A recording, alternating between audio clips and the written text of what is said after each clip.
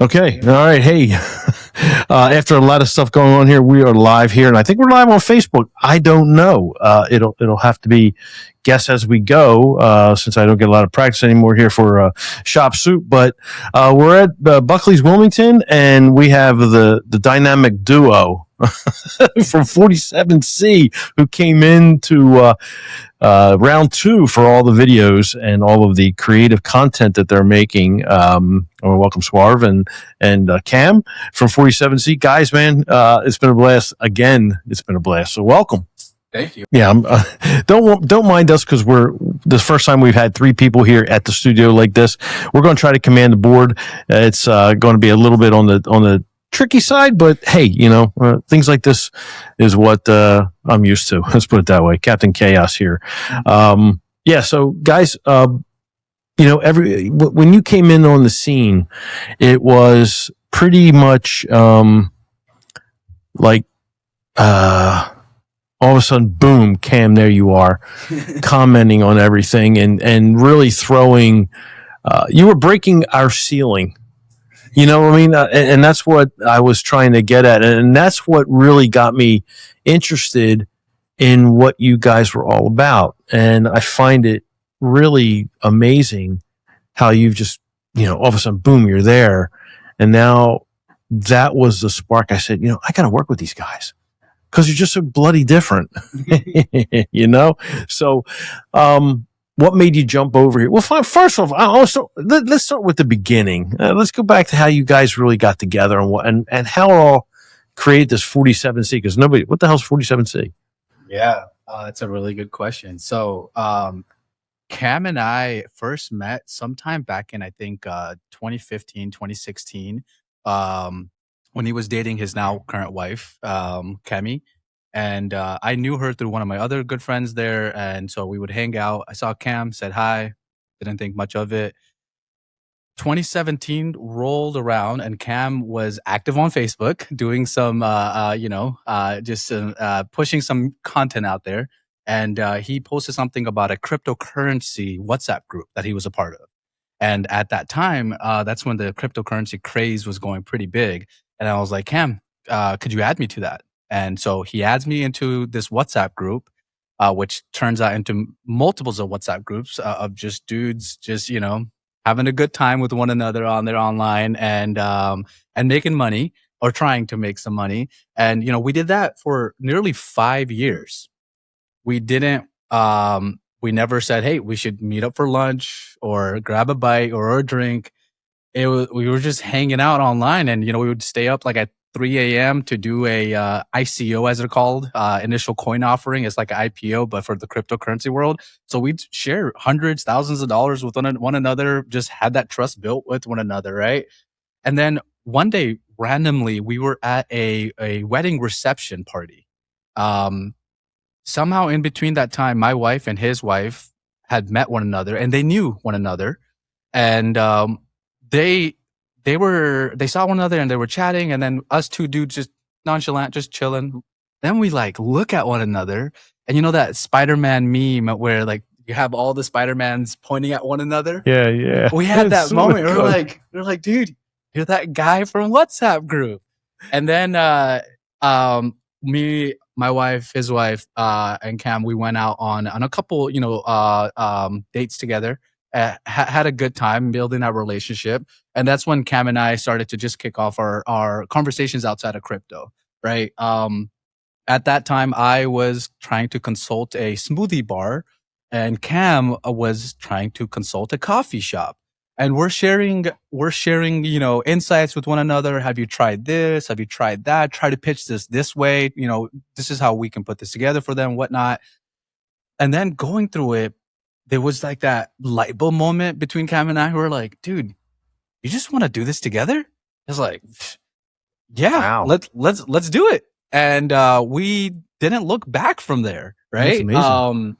And initially when we started the company, we're from Washington State, right? The great PNW, and we wanted to pay an ode to our city, our surrounding area where we both grew up. And we landed on Cascadia Consulting Services. which then we found out that name was taken. And so we were just like, okay, we want something that's sticky, but still pays ode to the city. Right. And we came across, I was like, Cam, we got to have a short phrase, right? We got to start with something that's like memorable. And, Cam brought up, 47. I was like, okay, interesting. And then 47 consulting. And then now 47, you might think, where's that coming in from? Right. That's the part of showing love to our state, PNW, and 47 is actually the latitude of Washington State. Oh, cool. All right, there's the reference. Yep, that's All right. And then we became 47 Consulting, and we go by multiple different alias names: 47, 47C, 47 Consulting, and that's pretty much how the story of 47 got started. That's crazy, man. That's a hell of a story, Cam, what did you do? You guys were into crypto, like crypto bros, I guess they call it, but that's fascinating. So you went from crypto into marketing and helping small businesses and stuff like that, right?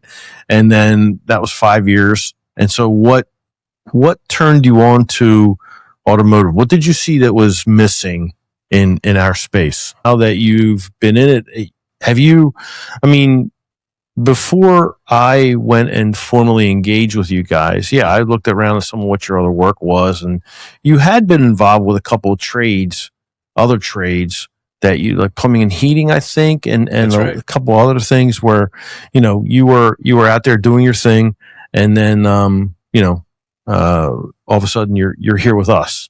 So what made the difference for you guys of saying, I'm going to not focus on those and bring it into automotive? Is it, what you just explained, Cam? Yeah. We're not the smartest guys in the room, to be honest, right? We never call for ourselves to be that way. And so when we first kicked off Easy Street Auto Repair, which was nearly 3 years ago, we took all of our learnings from the past verticals and implemented them into Easy Street and saw a tremendous impact on her shop, right?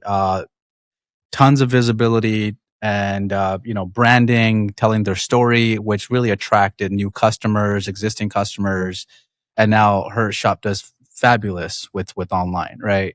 Now, when we saw that work really well for the automotive space, we were like, hey, we loved supporting the other verticals at that time. And you can't fight the tides, right? You have to swim essentially with them. And we're like, this is working out really well for the automotive space.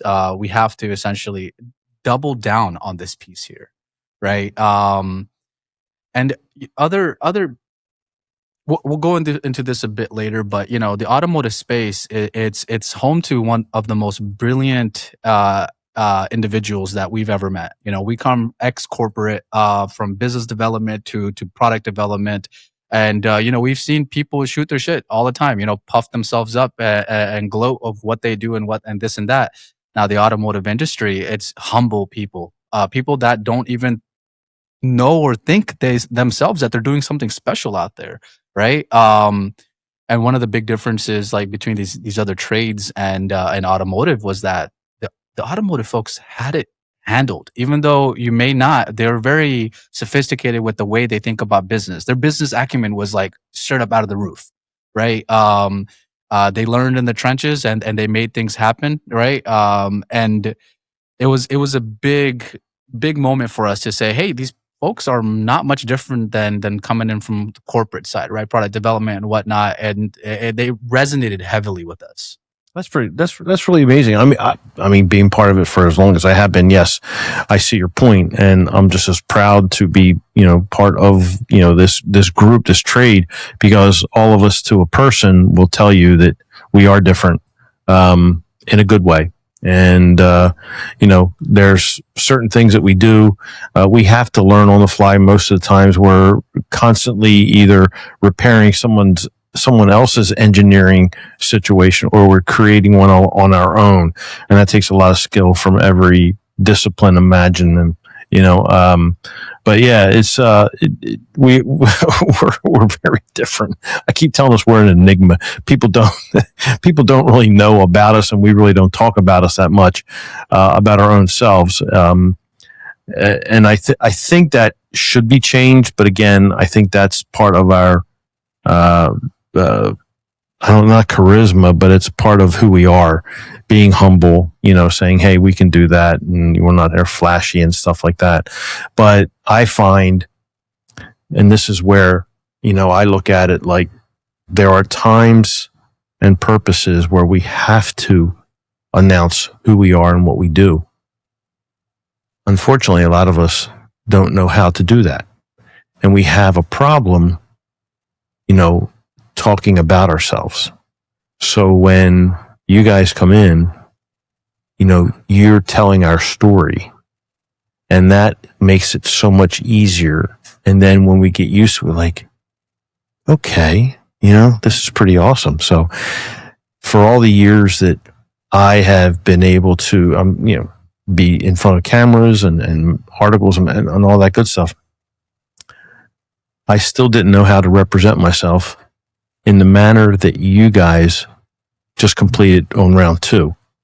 And what did we talk about? We're like round 3, 4, 5, 6. We're like, this is pretty cool, because once you find that, you start to appreciate what you see coming back at you, your creation. And you're going, yeah, that's me. It's good. I'm not being egotistical. I'm just telling my story. I'm telling my shop story. I'm telling everything that someone wants to know about me.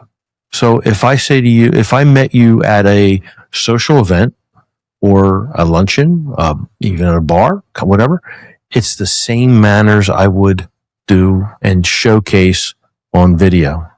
I will tell you, that is an exceptional talent that you guys bring out. And we talked about this yesterday, how each shop is unique, and you're able to find that uniqueness, which, I've had a lot of companies come in, and it's been wham, bam, thank you, ma'am. Give me that B-roll, give me that shot. Let me have a couple of, bits off the mic, and we're good to go. And that's not your style. No, when we first brought on Easy Street Auto Repair, and one of her first pushbacks was, Saurav, this all sounds really good, but I've tried out 3, 4 different other marketing companies, and none of it has been successful. Like it hasn't worked, and I like what you're saying, but I just don't trust it fully. I just, I've been broken down before, right? And so we were Amanda Gutierrez, amazing individual, business owner, friend, community member, and she's one of the North Stars that we've seen in the industry, being young and propagating the way forward for other, women of color, or people of color, just women in general as well, and lighting the way forward, right? And so we're, Greg, we touched on that we bring out, the shop's personality. And the truth behind it is that we have the easy job. We're here to just complement who and what the shop already is, right? We hyper personalize it for the shop. So that way, when the audience sees it, it's nothing scripted. It's the wholesome person, wholesome business brand behind it itself, right? We are the side that we're skilled in is being able to connect with people, right? From shop owners to the advisors to the technicians, right? We go out there into the shop itself, and one of the disclaimers I think we even mentioned to you is, Greg, when we come onto the shop, please allow us to assimilate. Don't worry about us slipping and falling or hitting our head or getting our shirt dirty or anything like that. Allow us to be a part of the journey of the team together and watch it fruition together. And as we saw with our, our technicians here, Corey and Shane, the media pieces come out amazing. And it's just through the interactions, making them feel very comfortable. Yeah. I mean, you really brought out personalities that I didn't think existed. That's what's so cool. When I see my team in a different light brought about, and I have to tell you that I think they were pretty damn good. Yeah. Corey surprised the hell out of me. Yeah. His delivery, his time, everything was there. It's like, where'd you come from, man? So it is awesome how you do assimilate, and that's really important. Kim, why don't you use that mic right there and swing that one out of the way? I think we can. There you go. I think we can use both of them. Yeah. Oh, okay, cool. Oh, yeah. You can hear me now? Oh, okay. I was gonna say just what drew us into automotive. I think we answered that. I think what kept us in automotive and made us go all in on automotive. One, there are a lot of good people. There are people that might not fit that bill, but there are a lot of good people. And the thing about the automotive industry, this is my perspective. Doesn't matter what your role is in the industry. This is an industry where what you put into it is what you can get out of it. So it's a very, like, anybody that wants to, maybe they want to become a technician, maybe they want to become an apprentice, maybe they want to become an advisor and work their way into ownership. Generally speaking, what you put into it, you will get out of it. And that's the nice part about the industry. That's something that is generally lacking in large organizations, large corporations, because let's just say, like, in an old job that I might have had, I wasn't really focused on, like, my success had nothing to do with the customer experience. It had to do with what did my manager think of me, and were they going to go up to bat for me to get me a promotion? It's a very detached form of work from reality. And so this is more like reality, and it's a lot funner because of that. Yeah, I mean, like you said, there's a lot of pathways in our industry, and for most of, and they're growing. They really are. I mean, I look at it like, well, what other kind of jobs or career paths will we be creating with I don't say AI as much, but I do say EVs, the hybrids, different modes of transportation that we can be responsible for. That's where I look at, like, this industry, this trade career has a lot of runway, and there's a lot of pathways through that. So yeah, I mean it's really interesting. I go back to your whole story. I really do. Because explain to me, how do you, when you talk about getting on camera, right? So, I mean, I go back to your intro. I mean, you were like, jump in the fire, man. Break that glass. Tell us what we aren't. And you did it with a curiosity that only someone new to us could bring. And that was the refreshing part, because you were trying to get yourself in, right? Not be insultive. You were being curious, as if it was a 5-year-old.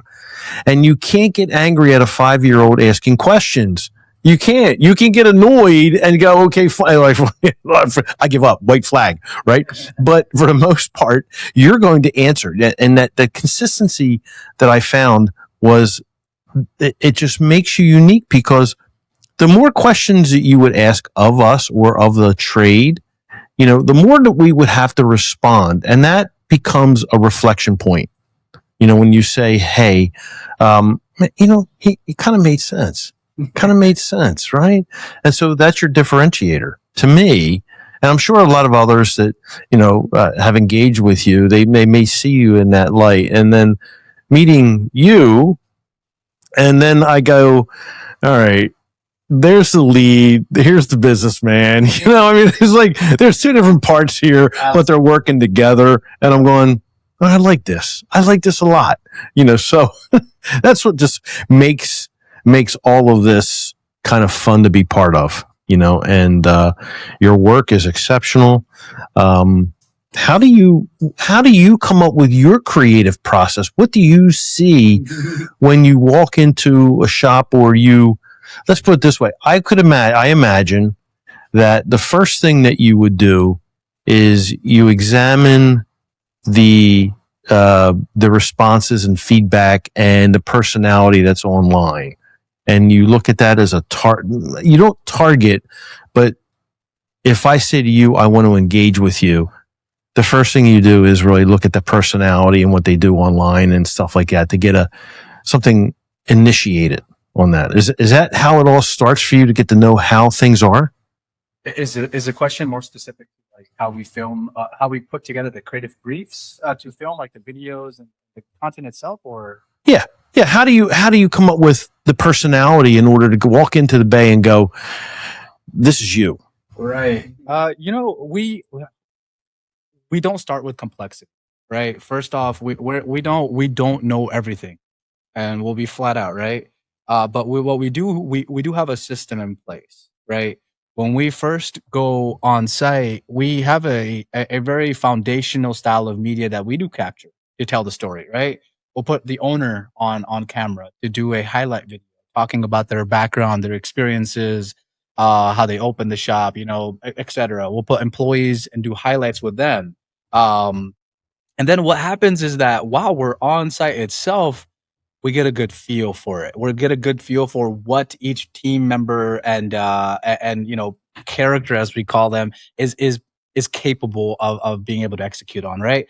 That's where our famous Gen Z video came out. Right. It wasn't scripted initially, but then when we saw the interactions with Shane, Corey, and then your personality, we're like, okay, we got something. Let's give us just 5 minutes. We're going to script this, put this together real quick, and then let's act on it. Right. And then as you can see, it was just spark after spark, right? Idea after idea that came on site. Right. That's where we start having a lot of fun when we're actually in the trenches with our customers and their teams. And then we get to bring that to life itself. Not everyone's going to be comfortable with it. Right. And so we're respectful.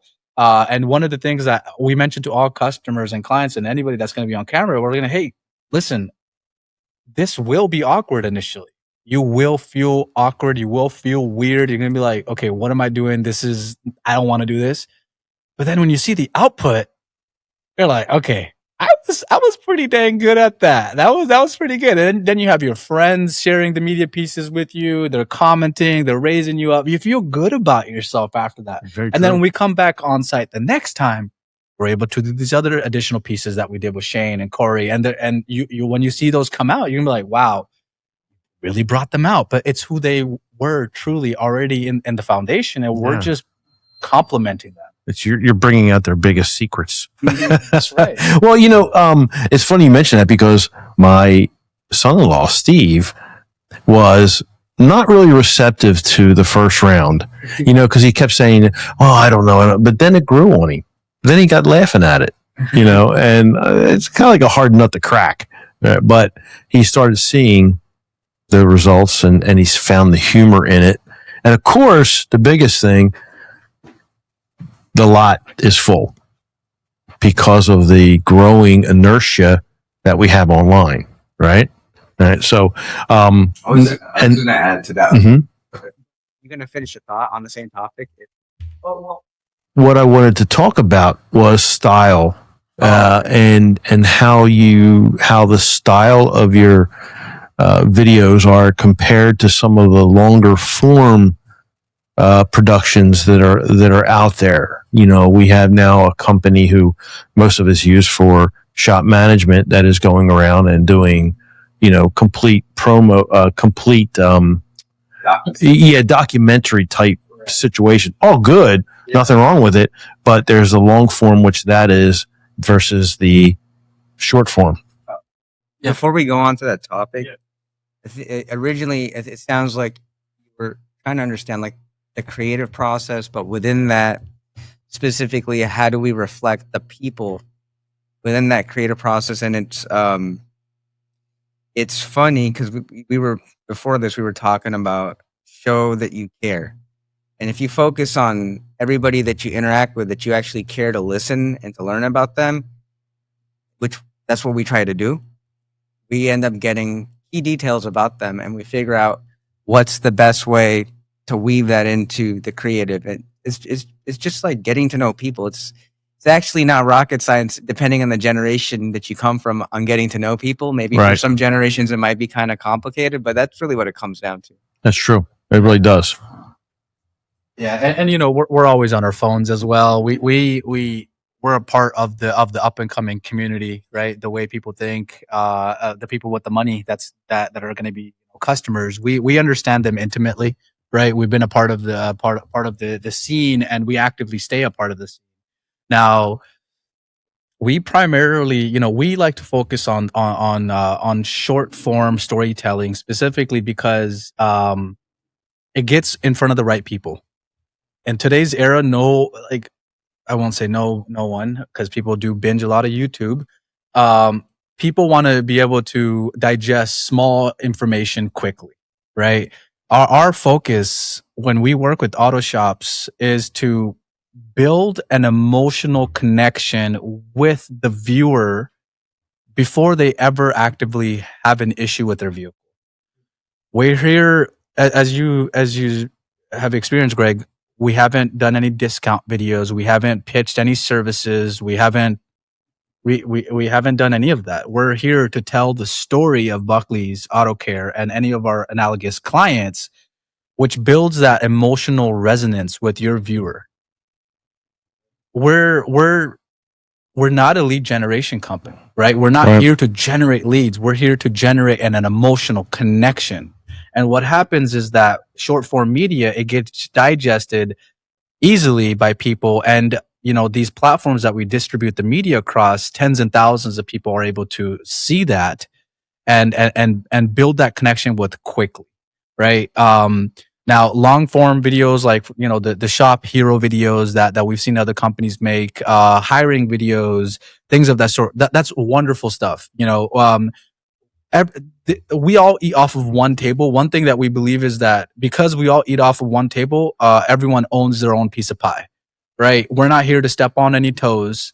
We've had opportunities come up where, they'll be like, we'll have a non-client say, hey, can you guys make me a hero video, right? Intro.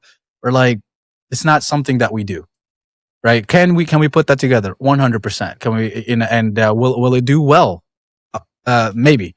But what we focus on is on that short form storytelling that quickly allows people to connect, and it ever so changes with the times as well, right? It's and you're building brand equity with new faces consistently, because it's like content has to be consistently put out in order for your brand to be remaining at the top. Once you stop, it's like Google, you stop putting out blog posts or content or media, it stops recommending you. Similar thing with media as well. Yeah, the taps get shut off. That's There's right. no question, and that's the hardest thing. You bring up a good point because, I used to be quite active in creating content all the time, every day. And I still do a fair amount of it. But even myself, with all the tools I have and how easy I can make it for myself, there's some days when I just don't feel like doing anything. I'm like, I've done that before. I did this before. And I get not just, I don't know if it's tired or I get bored, and then I stop. And that's the first thing that you shouldn't do, and if you don't have your, profile set up properly, if you don't have things on repeat, or all of that comes into play, you do start to lose, ranking, as I say. And, for myself and my company, we had the luxury of being really on top of our game years ago when I was this active. And over the period of time, I kind of, just like I said, either lazy, tired, or just, didn't care. And that was the wrong approach.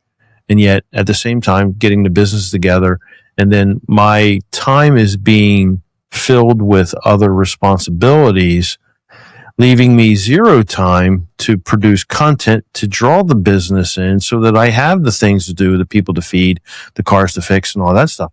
It's really a hard cycle. And I had to learn.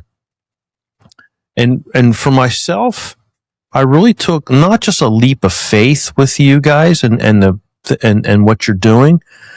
I had to take a leap of financial, a money leap. And it has no reflection on what the whole program runs. It's a matter of saying, where is the value in this? And it just wasn't what we're producing together here. It's a matter of me saving the time, getting it back for me, and having a trusted resource that gets the job done. Very important for an owner. Absolutely. Yeah, there's a convenience fee as we call it, and it's what we do is all inclusively done for our clients, our customers, right?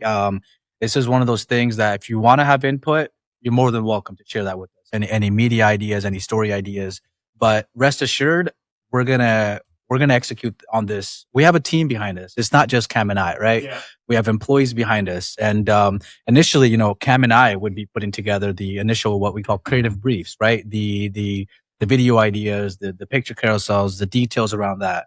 And now we have a team that actually puts those together, right? There's the first process of that is the ideology process, right? Like where our member James, he's one of our team leads internally at 47. And he'll put together a list of ideas, media ideas, right? And then we'll approve those or we'll share feedback. Next step from there, he's actually going to go and get gritty with the actual approach of creating the media itself.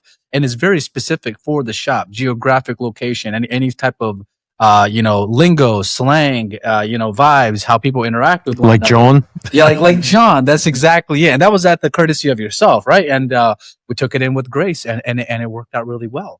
Right. And so then once James put together the creative brief, we go through it into detail. We'll look at line by line, each scripting, each question that's being asked, and we'll visualize what each scene play is going to look like. And then for the execution and post production, it goes down the whole line. Right. It's Cam and I are at the front face of it. But then we have a whole wonderful team that supports us in what we do. And, we've never outsourced in the past. We believe in and doing everything internally. So we own the IP and we know it intimately. So we can change any small little items on there and get the result that we need. It's fantastic. Kind of had a question for you guys. And I guess you answered it with content ownership and everything like that. I mean, nothing is taken away from the owner. The videos are ours, mine, whatever. You don't hold back. But one of the things that was very interesting, and I think we had part of our conversation yesterday, you're agnostic, meaning that you're not there for any other company. You're not looking to be part of any other large group or, position yourself as the only person that's going to work with this company, that company. You want to be able to reach all shop owners. That if you have a dream, a goal, a vision of what you want your personality in your shop to be, you're able to work with them with no fear of insulting and any other groups or marketing companies, anything like that. That's what I mean. Like you're able to work with them independently, freely, clearly, and you actually can complement what they may already be doing with another firm, right? Absolutely. Cam, you want to highlight on that? Yeah. So if I understand correctly, the question is essentially that when you say agnostic, do you mean like we're agnostic with which shops we work with? Yeah, no. You're not aligned with anybody in particular. Oh. You're completely open. There's no really one true religion you believe in or no that kind of a thing. You know what I mean? I don't mean religion in a figure. It's it's figure of speech. Yeah. This goes back to my 5-year-old questions. One of the things I'm just going to be direct. One of the problems that we see in the industry is if they choose to subscribe with ideology A, they are closed off to even an iota of an influence from another ideology. Now, you can say cult-like situation. I'll say it. I can say it. So I'm not embarrassed by that. Yeah. And I don't even know what the definition of a cult is off the top of my head. But if an ideology controls you and prevents you from thinking anything different, to me, that is that gives a cult-like characteristic off. and it also it's detrimental to your ability to grow. So that kind of goes back to us being agnostic. You know, we're not aligned with a particular group. Our view is what we do, and I'll be direct. I would go as far as saying we are a market maker in auto repair. Fantastic. I agree. And so with that, it's not just about we're doing the things, we're making a market. And since we're making the market, one responsibility we have is making it equally accessible to anybody that would like to participate, any shop that would like to participate. Doesn't matter what you subscribe to. And so that's my rant. Okay. No, it's not a rant. It's a good opinion. And I think people need to respect that, because groupthink is limiting, to one's ability to grow. You can't say being in the same culture and agreeing to everything is kind of like not healthy. I will make that statement, and I don't care who wants to argue against me. But there are times and places when you want to be, with a group, but you don't want to be kind of like anchored in a sense, because it does limit you. And I've never subscribed to that, because once I feel like I'm growing into that situation, I don't know whether I get scared to pursue it or I find myself I'm going like, okay, not the best for me. I'm more of a free thinker, and that kind of stuff just makes me go, ugh. And that could possibly, being agnostic is not like, it's not a deliberate choice that we make. It is just who Cam and I are, right? We've grown up parts of different communities, and we didn't feel different than them, right? In high school or middle school, I would, I would get around, right? I'd hang out with the cool kids. I'd hang out with the sports athletes. I'd hang out with, people that were affiliated with other things. And it was just who I've been. I don't see myself being any different than anybody else. And just because you believe X, Y, Z, that doesn't deter me from building a relationship with you. And Cam is exactly in the same way, right? We come together at the table not to find differences. We're here to find the similarities, right? We're never calling out any differences because we just do not see them in that way. We feel unified when we're a part of the circle, of the, a droplet of the ocean itself. And it's vast, we have depths to us as well. We're somebody, an organization wants to stay at the top level, that's absolutely fine. We're happy with that. And if someone wants to dive a lot deeper, that's where we're at as well. That's great. I mean, your life experiences is what's bringing you the success in what your business is right now. But I'm kind of disappointed though. Mm-hmm. You hang around with sports people, quote unquote people, but you didn't learn how to play golf. Hey. And I'm like, we had this conversation. Like, I don't know, but I have a funny story around that. In middle school, there was the gym teacher that was kicking off golfing at the school, and he had me participate in getting together all the kids to come and play golf because it was going to pay him extra money. And so I've always had a knack for selling or had a knack for connecting and building things. And so I had a deal with the teacher where he would give me like $50 for every student that I brought at one time. And then me being a kid, I'd bring all my friends together, and you got people playing basketball. You got people that wouldn't go away from books. You got people that would never even look at books. They're all participating in that, and we're golfing. And so I've had my early experiences with golf. You know what I mean? You tried. I definitely did try. But the hustle was even better. That's right. Trust me, I used to hustle concerts and stuff like that, concert tickets and a bunch of other stuff when I was in high school. So I know what you got with that one, and it's a lot of fun. But I'm gonna have to get you out of the course. One time we're at some event, we're gonna go. I don't care if we play like Top Golf or putt-putt's too easy. I'm not doing putt-putt. I have a lot of fun with whatever I do, and I'll tell you this: I'm a pretty quick learner as well, and so once I get the hang of it, we'll have a good time together. All right, I'm going. Okay, that's a guarantee. So, so together, what's next for 47C? So we have I think it's pretty abstract. What's next?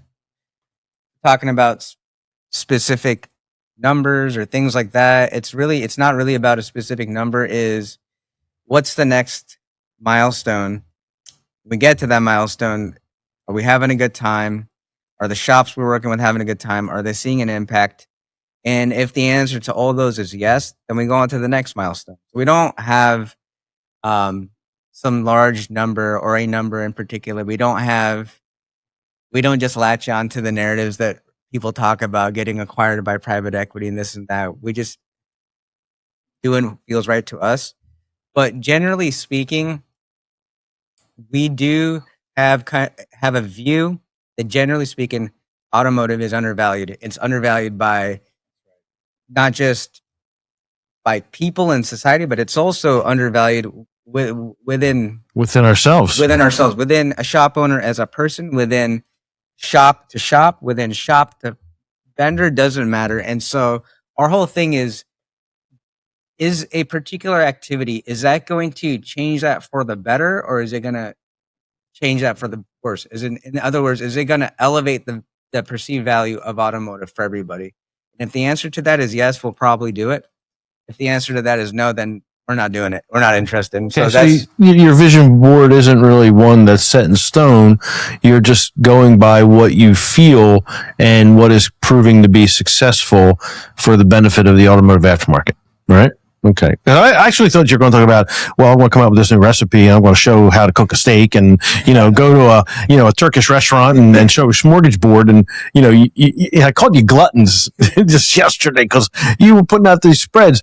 But as I mentioned, when you started talking about food and I'm like, that's another plus.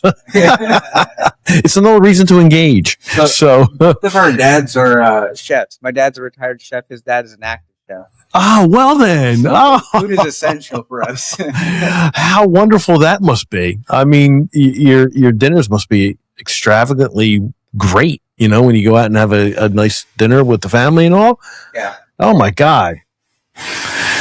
I'm jealous, and I'm actually getting my mouth to water again because I'm thinking about all the creative stuff it can do. So, guys, I'll tell you what, man. I've had a hell of a time. I look forward to having you guys back again. It's been amazing. To any of the shop owners that are out there, look, I always say that I'm not doing ShopSoup as much as what I used to because of all the time and stuff like that. But when there's interesting people that come into my life, for just not the personal side, but for the business side, I want to share them as much as possible because there's everything that's right about sharing good quality stories from great people who mean well and that are doing really good things for the automotive aftermarket, that will bring a unique perspective, that will bring a difference in what we may be used to. And as someone myself, like I consider myself somewhat of an explorer in a sense, I'm not afraid to take a chance, but literally, and in all honesty, when I met you guys virtually, just your videos and then getting to know you and everybody else, it became easier to say yes. In fact, I don't even think that I can remember a time when I engaged so quickly. And I think that's all from you guys. The way that you present and don't make me sound crazy here, but there's an aura. I kid you not. There is something of a presence that I feel and I have felt since you've been on site here working with us. When you asked to assimilate, you say, look, assimilate with the car. Don't worry about us. I had no care in the world. I really didn't. And I know that, you would position yourselves where you wouldn't interfere. Everything came about that made the whole experience amazing.